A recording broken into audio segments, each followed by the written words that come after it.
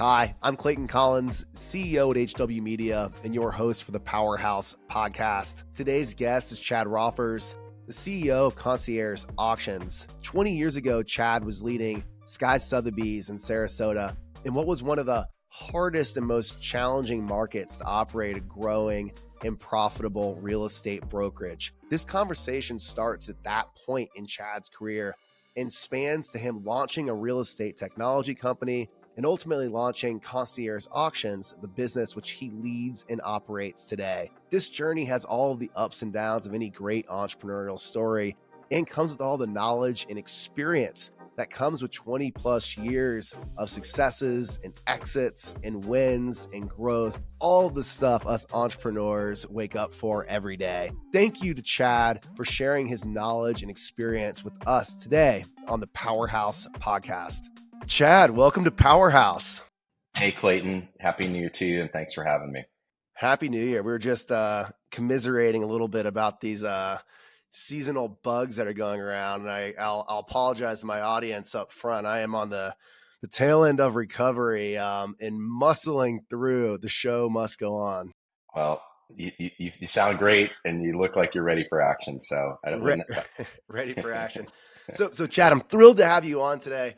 Been following your career for years, but like the funny small world part of it is, I mean, your name first crossed my radar nearly 20 years ago when my girlfriend at the time, wife today, interned for you at SKY Sotheby's in Sarasota, where she's from, which is fascinating. So let's go back to that stage of your life when you were starting your career in real estate at Michael Saunders, launched SKY Sotheby's. Like, tell us that story.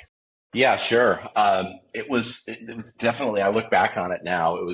It was a lot of fun, and it was probably. I look back on it, in terms of the different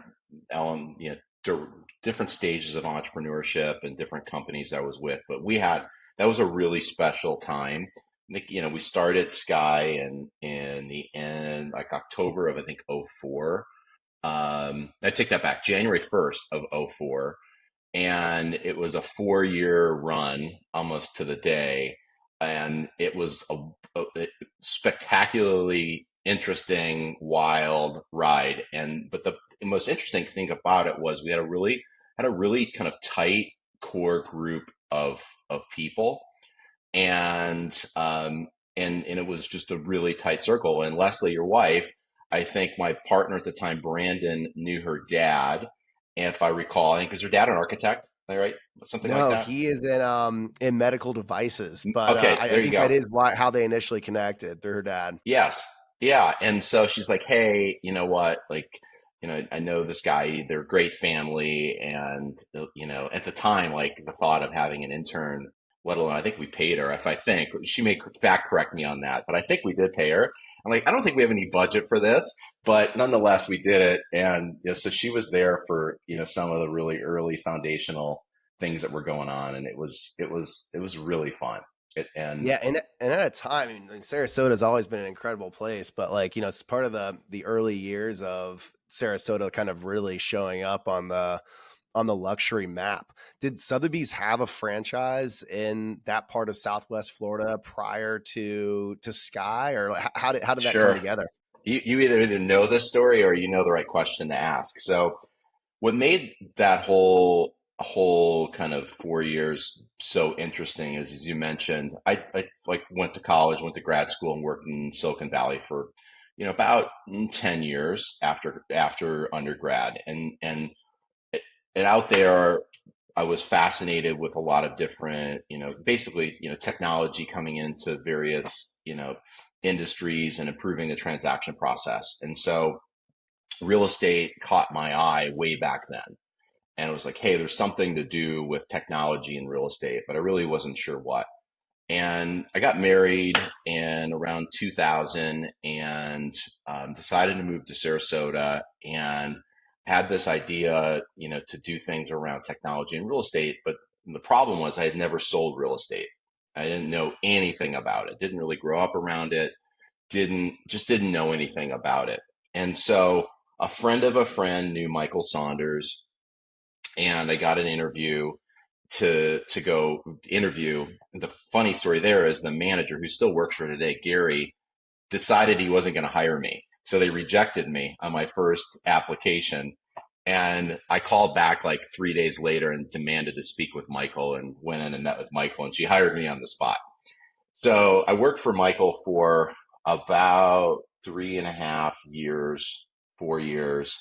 And she really taught me the real estate business. And anybody who knows who Michael Saunders is, I mean, she's a force to be reckoned with. She's just a dynamic person, and really, less through kind of direct teaching and more just me observing how she ran her business and how she conducted herself and how she dealt with affluent people and how she dealt with agents. Like, it was an amazing experience. But the true entrepreneur in me said, you know what, like, you need to strike out on your own and do your own thing. So I started Sky, and at the time, Michael was the Sotheby's affiliate. So when I left, Michael was the Sotheby's affiliate. Yeah. And at that same kind of 2004 is when Anywhere Today, Realogy then, Send It, maybe even, they've had a number of different brand iterations, did the deal with the Sotheby's auction house to license the real estate brand. And as part of that, they took that brand and that model from what was an affiliation, kind of a exclusive affiliate model, to a full franchise model. And if anybody on this, listening to this podcast knows Michael, like, Michael is fiercely independent, really values her brand. And it was and at the time, she was the largest, I think the largest or the second largest Sotheby's affiliate on top of it. So it was kind of a high stakes situation. And I figured out, kind of came to the conclusion, maybe before Anywhere, that there's no way that Michael was going to buy a franchise from them. And so I lobbed a call into Parsippany, New Jersey, and somehow, I think, at the time, Mike Good was the CEO of Sotheby's, left him a voicemail and said, hey, like, I'm your guy in Sarasota. Here's what we're doing. We're doing some really innovative things. We're focused on, growing this business. My concepts for Sky was kind of like Redfin for luxury, pre-Redfin, but that was my concept. Was a lot of tech, small team, salaried agents. It was doing a lot of things that were very different. And so anyways, I land the franchise, and then it was game on, and it was war. And that's what made those 4 years really interesting. It wasn't just like a friendly competition. It was outright war. Yeah, and I remember those years, and like driving through Sarasota and Siesta Key and Longboat, like, your signs are you're fighting for each other, like fighting right directly against each other. That was the competition was there. So how did you, like, real estate is a competitive game, but it's also a game where you find yourself like often on the other side of a transaction of some of your key competitors often. Yeah. So how did you manage that tension in those early years as you struck out on your own in an environment where you're still doing business with a lot of the same people you were likely doing business with beforehand? Yeah, it's interesting, to give you some numbers, like at the time when I started Sky, Michael was doing like 3 billion in transaction volume, round numbers, and we were doing zero. At our peak in probably '07, we were doing about 1.5 billion, and she was doing about 1.5 billion.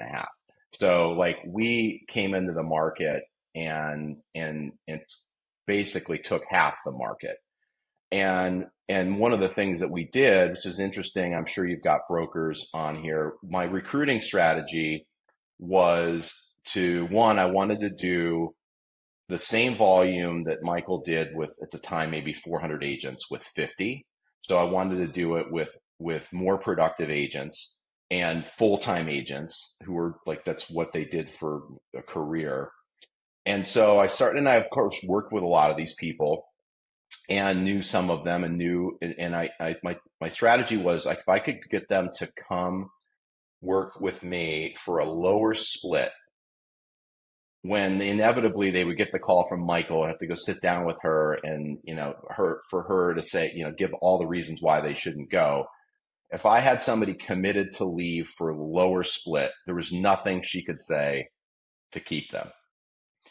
So it was harder to get them, but I knew that was the first part, was getting them to say yes. The second part was actually, getting them to actually leave, get their listings transferred over. Like, that's the hard part of all of that, at least back then. And so that was really foundational. And then the second thing is I really look for, like, at each office, the number 2 or 3 lady or guy, and basically said, look, I'm going to get you in the living room. Right now, you're not in the living room because so-and-so's in the living room. So I'm going to get you at bats. What you do with them is on you. But if you make this change, I'm going to, get you in the living room to compete. And it worked. And that's what happened. So you mentioned taking a very technology-centric and technology-focused approach to building Sky. At that time, we're going back 20 years. In the last 20 years, there's been a lot of evolution in real estate technology. What did tech-enabled look like? What were the tools that differentiated you from legacy brokerage strategies? Yeah, it's a great question. So one of the things I had, my early kind of career in tech, I was a corporate development guy for a big company and then went on to do a couple of different startups.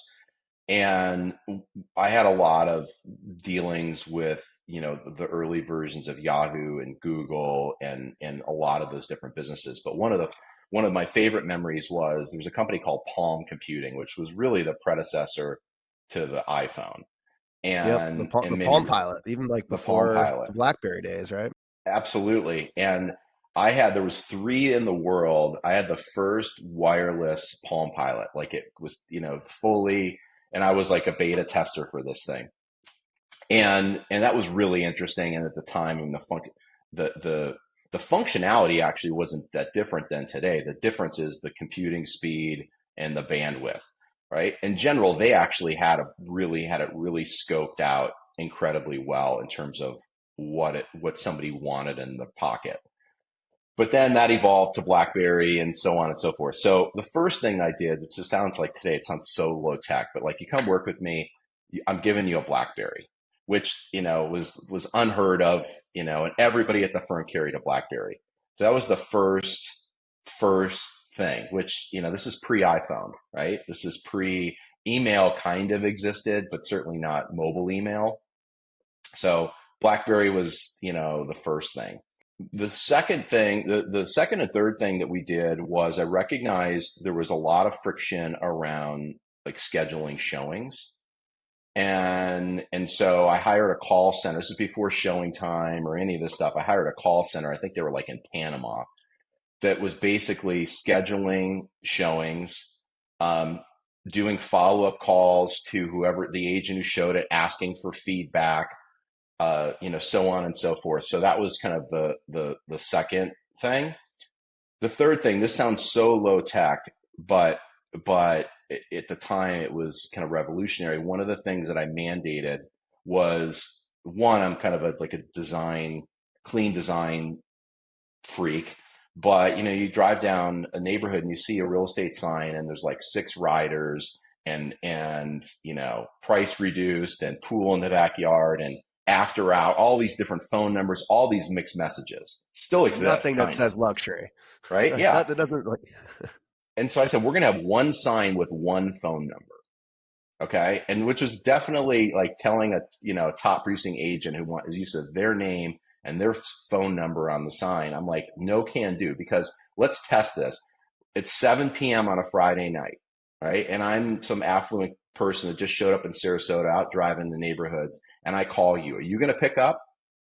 Like 10% chance, right? And so I proved to them that we were going to do a better job of capturing leads and servicing the client and getting them. And then we had, sounds also so low tech, but there was a 24/7, there was an agent on duty, and we did it on a round robin. So if that customer wanted to actually talk to somebody, they could talk to them. So the call center would route to somebody, yes, an actual person in Sarasota, an actual agent who could talk to them about the property. Yep. And at the time, the policy that I had was if you want to be on that round robin, you have to preview every single listing that the firm has. So, and this is pre, some of the different pocket listing rules and whatever, but we'd list a property, we'd keep it off the market for a week. And during that week, everybody at the firm was responsible to go preview the listing so that they had working knowledge of like whatever product we had to sell. All right. So Chad, this is like the period we're talking about right now is kind of like your like grad school in real estate, but your career has progressed far past this point of leading brokerages in Sarasota. So Yeah. post the SKY Sotheby days, you jumped directly into real estate technology, founding Pulse Realty Software. What was Pulse? Why'd you start it, and how'd that culminate? Yeah, sure.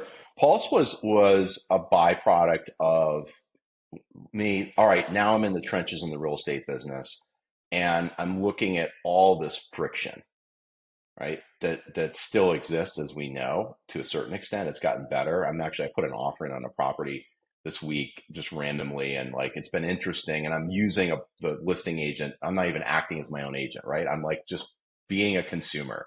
And it's been really interesting to watch kind of what's working and what's not, what's changed and what hasn't changed about just kind of transaction friction. My takeaway is there's still a ton. Okay. And despite all the money that's been thrown at it, aside from e-signatures, which work way better than an ink signature, I'm not sure what else has gotten better. Interesting note. But, and this is a good agent, it's with a good firm and has all the tools. But going back to your question about Pulse, there was all this friction and the consumer experience was terrible. And so, and on top of it, at the brokerage level, I had no visibility into pipeline, transaction status, so there was kind of like, hey, I've got a business that's growing really fast and they've got no visibility into financials. So that was one driver. The second piece was the consumer experience is terrible. And so, hey, we need to create some technology to address this. So Pulse really was, a combination of a showing scheduling tool, a CRM, and a transaction management platform. It was really all three things in one. And I was the guinea pig, but then we went out and started selling that to other Sotheby's franchisees that I knew had the same problems. And so it was interesting and it was really interesting. And the same challenge today, the brokerage recognized the need for it. Getting the agents to pay for it was incredibly difficult. And I suspect it probably is today too.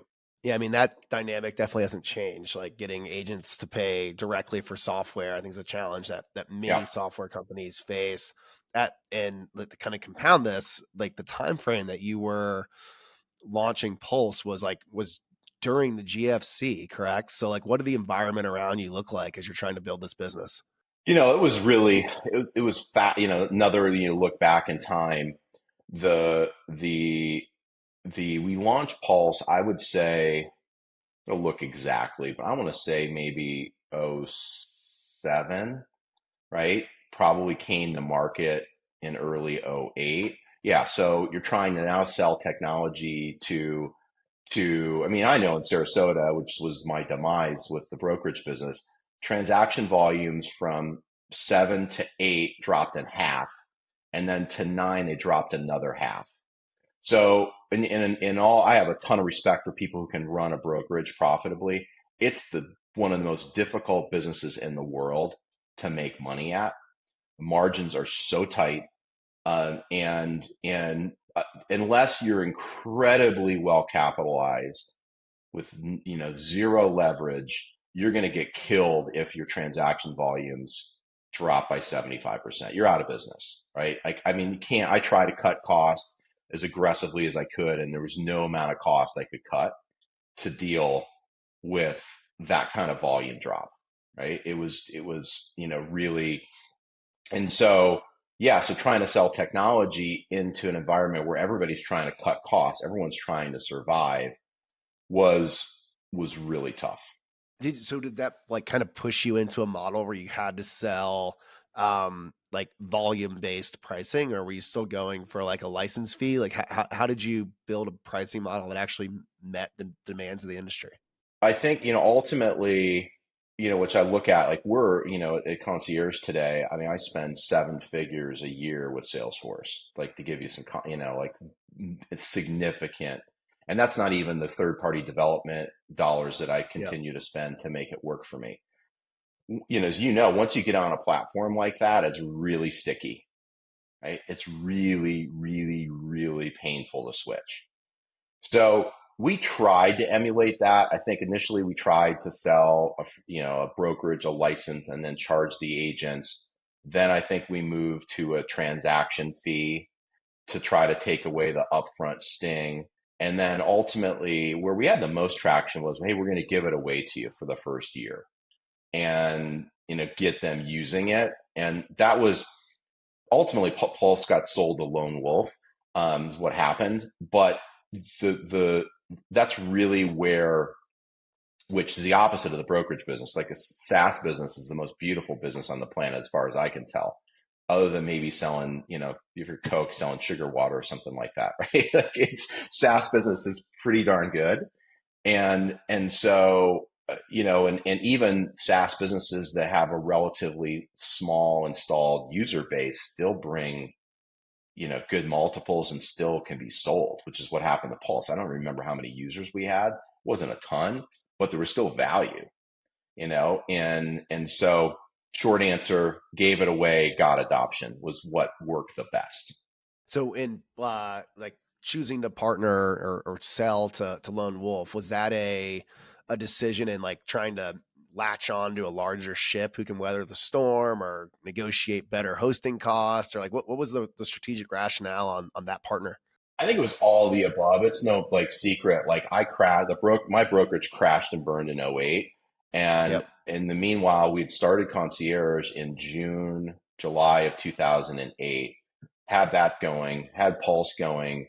And, I was in the mode of like cutting a finger off to save an arm, if not, you know, more body parts. And so ultimately, I made the right bet, which is like, what, of these three businesses, the concierge business has the most potential and it's a better business overall than these other businesses. And so, ultimately at the time, Paul's kind of nursed along. I started putting all my energy into the concierge business, and then my partners at Pulse ultimately, I mean, it didn't get really any scale. The team that I work with, half the equation was the technology and software development, and I was probably more the product guy and the revenue guy, right? For the most part. So when I stepped back, it was harder. They still sold subscriptions and whatnot, but it didn't have the same kind of growth trajectory. Yeah, I didn't pick up on that part of the story, that there was a point where Sky, Pulse, and Concierge were all incubated or running at the same time. Yeah, That's a fascinating and ambitious entrepreneurial strategy. it was interesting. I was listening to this week. What was it? Who was I listening to? Walter Isaacson was getting interviewed by, I'll think of who it was. Anyways, talking about the Elon Musk book, and I'm not, by no means am I comparing myself to Elon Musk. But one of the things that's I mean, you interesting do in live in that, Austin now. There's some this is things that true. are starting Yeah, I to. do have a Tesla, so there's some common traits. I don't have 10 kids or 11 or whatever the number is. So, so the but one of the things, these got all these different things going on, and somehow kind of amongst all that, he either expands his capacity or is able to kind of compartmentalize his focus. I had the same experience. Like I was actually, I think I was more productive, more focused, um, when I had three businesses going than when I've had one going. And I don't know if it's just a function of like you have no choice. You better be like really focused and time efficient and decisive and clear. So I think maybe it was a byproduct of that. But in hindsight, I don't know if I'd ever do it again, but it was fun. It was. I think we were really productive. That's interesting. I mean, like you hear about entrepreneurs or professionals like becoming more time efficient as parents. You're forced to like put all your like time and energy into multiple places at once. Being the leader of multiple companies, that on steroids, and being forced to concentrate your time investment to your highest and best use. Like there's no time for micromanaging or no time for paralysis by analysis. Like decisions must be made. That's You got kind to of the, make the them. situation you found yourself in. Yeah, and I also, I think a lot of there's a great book looking at my bookshelf, The Founder's Dilemma, which it's a great book for any entrepreneurs. It's a fantastic read. It's a long read, but great book. And it talks about, the different paths to building a business, and you bootstrap it, or you go fast and raise money and all those things. But I would say the hardest lesson that I had to face, and I learned it the hard way. So like of three choice, I made one of the three. I think I made two good choices, but one bad one that was expensive. There's this fine line between quitting and cutting your losses, and I think it's a really hard line. And when you're in it, and at least the way I kind of am wired, like failure is really not an option, and quitting is for losers. So like you tough it out, you endure the pain, and if you stay at it long enough, you'll succeed. Ultimately, that's what's happened with the concierge business. It is an incredibly difficult business. Thankfully, we have some relative scale today that makes the difficult parts of it tenable, but it is incredibly tough. The flip side, the Sky business, I should have cut my losses way earlier than I did. But I kind of refused to do it. And then with Pulse, I did kind of cut my losses, right? Where I had to make a choice, triage, and like I chose Concierge. And I think whether it was I was lucky, or it was like, hey, I learned my lesson with Sky, that sometimes you do need to cut your losses. You're not quitting, you're cutting your losses.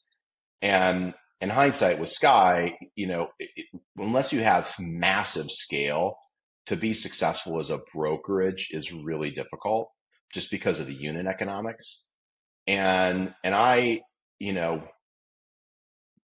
don't think I fully appreciated that. And I think, like Warren Buffett once said, when this guy, like Bob Johnson, whatever his name was, an Apple guy, he created, was part of the original Apple. Like J.C. Penney hired him, and Warren Buffett's like, you could have the most brilliant guy in the world, but like if it's a bad business, it's a bad business, and that's what happened with that. So what were the business characteristics of the auction business that you were starting to see in 2008, 2009 that made you decide to, put your chips on in that basket and bet on Concierge? So I think a couple of things. One is, when you look at the underlying problem that Concierge addresses, and the problem is it's hard to sell, it's hard to buy expensive properties, right? Pure and simple, bottom line. And that hasn't changed till today. And like, well, why? Why? It's because you're dealing with a discretionary purchase, right? Number one. Number two is, with some exceptions, like in Aspen, Colorado, or places that are incredibly supply constrained, there's more inventory than buyers. The third dynamic is, on the buy side, not all sellers are real sellers. So buyers are out shopping, and they don't realize that 50% of the listings they look at, like, the seller's never going to transact at a market price, or they're not ready to today.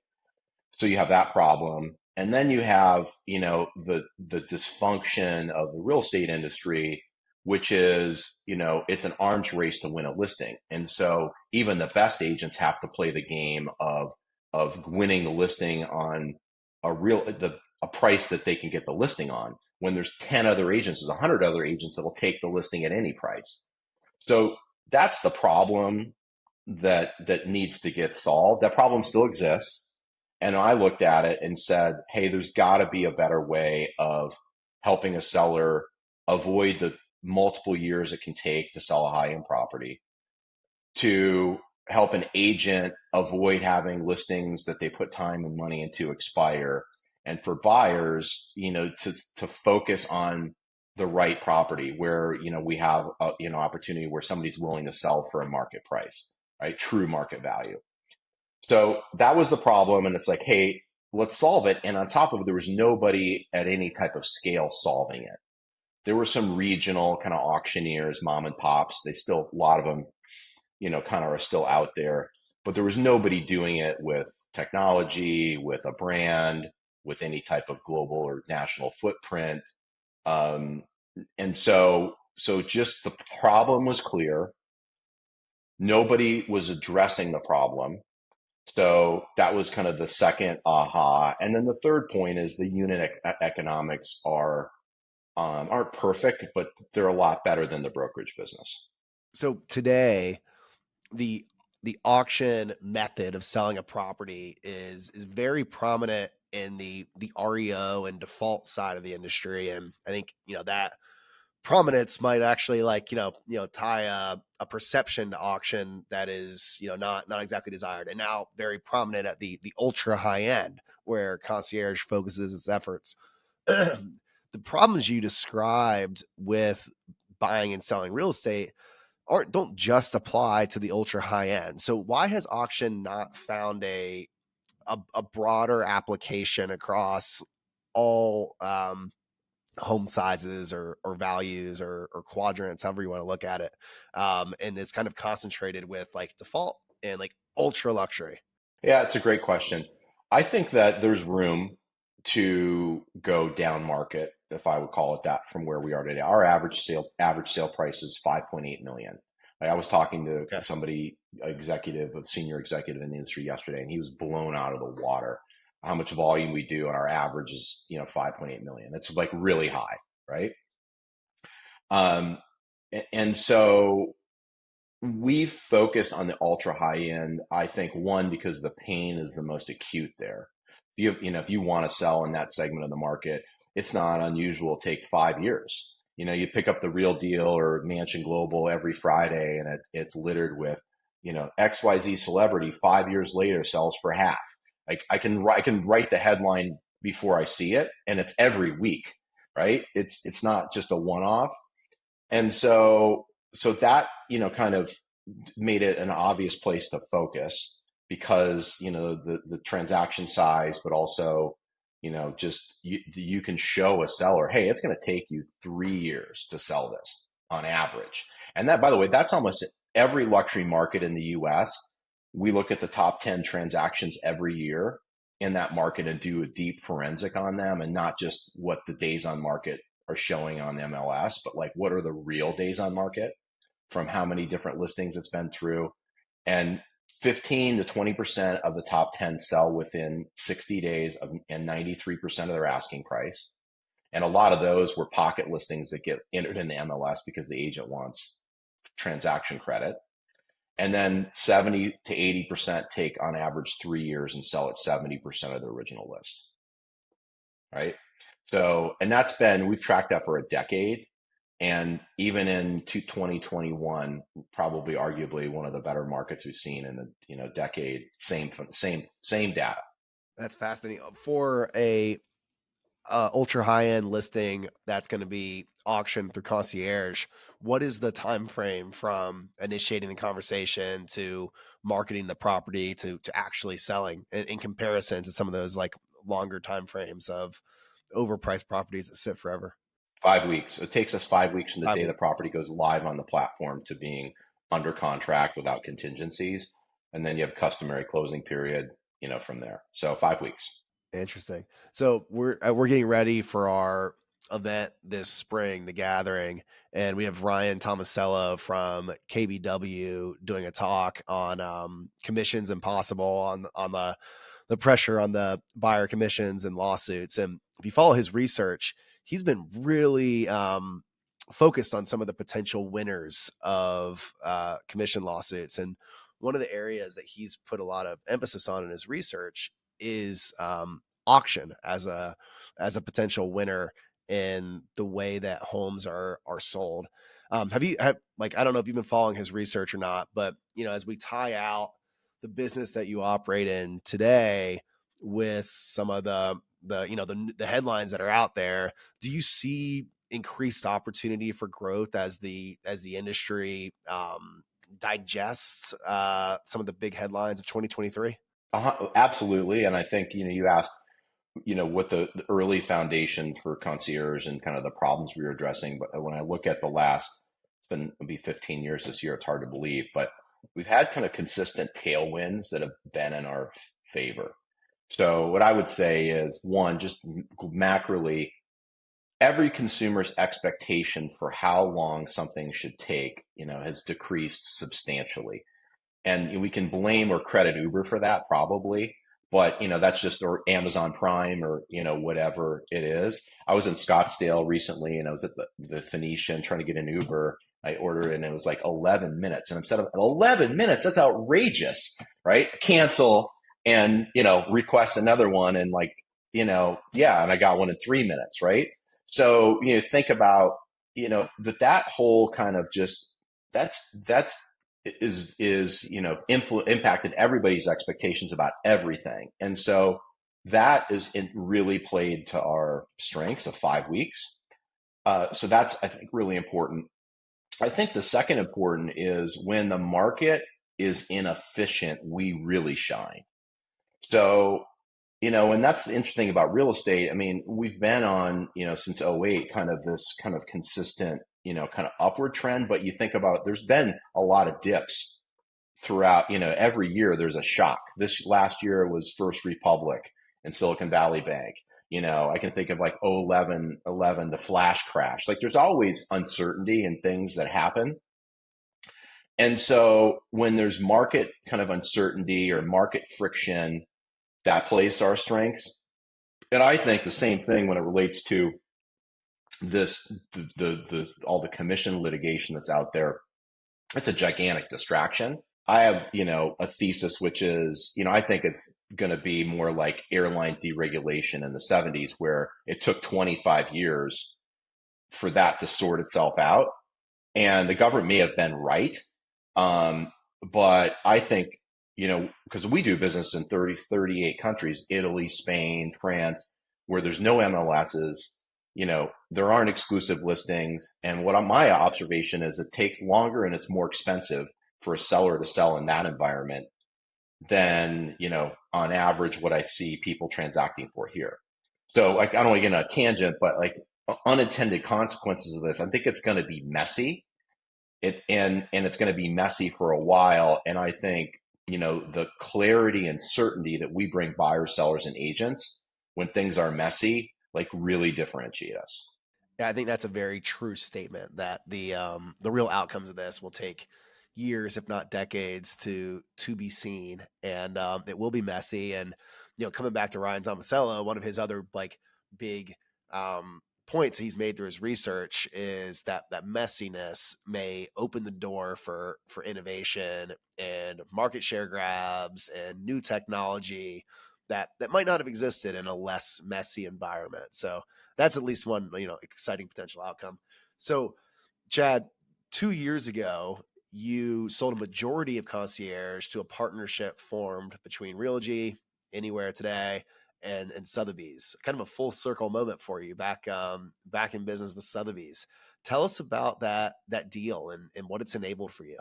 Yeah, it's a little over 2 years, and also in the journey of entrepreneurship, one piece of advice I would have for people is, you can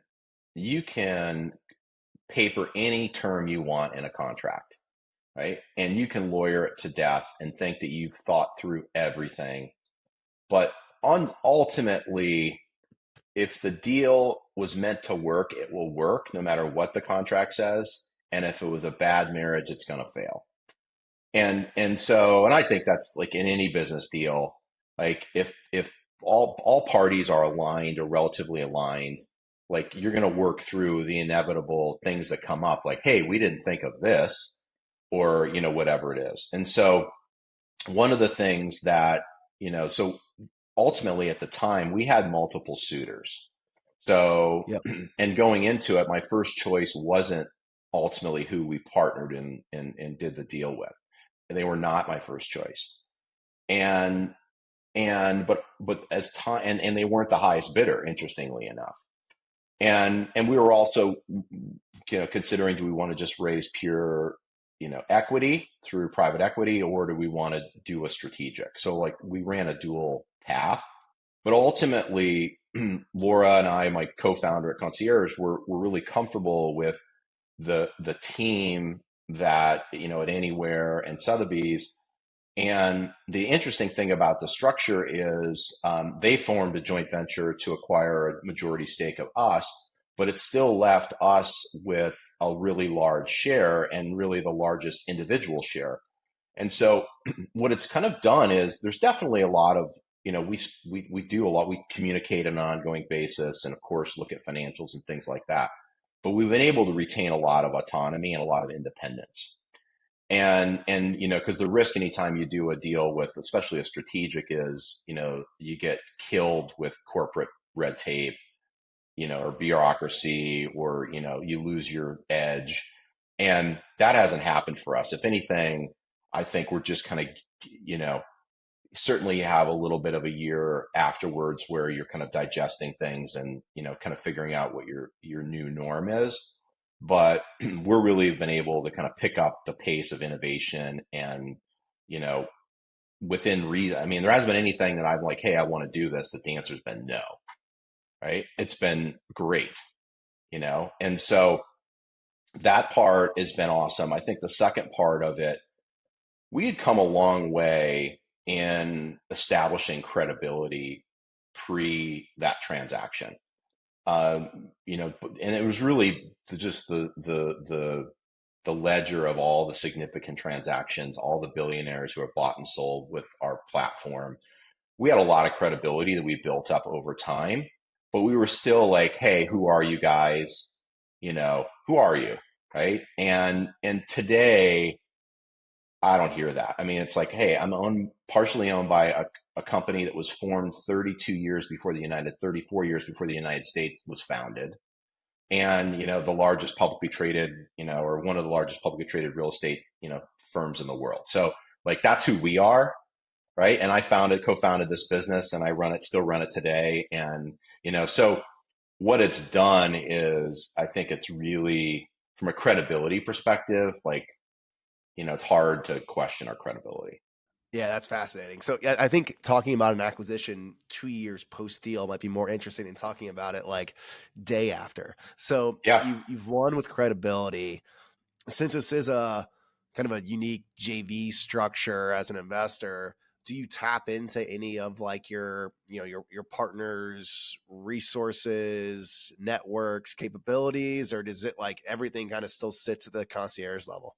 It's a good question. I would say the vast majority of things still reside at the concierge level. Like we had some, still to this day, like really cutting edge tech, just given my background. And, we were investing. I mean, we went on Salesforce in June of 2010. Like we couldn't even afford it. I came back and told Laura, hey, I signed this up, signed a contract with Salesforce, and she almost, wanted to puke, right? Because we couldn't afford it. So, but I knew that it was really foundational to building a scalable platform. And it was clear at that point, the volume of consumer interactions that we were having required a really sophisticated platform. So it was the right decision. And that said, kind of getting your question, certainly, for like complicated things, like we do business all over the world, international tax, is an area where I pick up the phone and it's like, there's a lady, that specializes in international tax and can, take my learning curve, flatten it really quickly, get me to with the right people. So like, that's an example of the real benefit from, kind of the partners. And then I would say in the other area, when you look at what our core responsibility is for our customer, a seller or listing agent, it's to expand the pool of buyers. Like that's number one. And so the access I have to affluent buyers because of it, direct access, it took our reach from 200,000 people on a weekly basis to 1 million. So that's probably been the other most tangible, and I see it as it relates into the number of buyers that come to a given property, the prices we're getting, are better than they were 2 years ago, in my estimation. And I think it's because of that expanded reach. That's excellent. Chad, thank you so much for sharing time with me today. This has been fascinating to go a few layers deeper in your story and learn from your experiences. Thank you. Hey, I really enjoyed it, and Happy New Year to you. And hopefully I'll have a chance to see you in person later this year. Absolutely. We'll see you at the gathering, folks. That is a wrap for this episode of Powerhouse. I hope you found some incredibly insightful entrepreneurial knowledge in this conversation, and stay tuned for more Powerhouse episodes coming soon. Have a great day.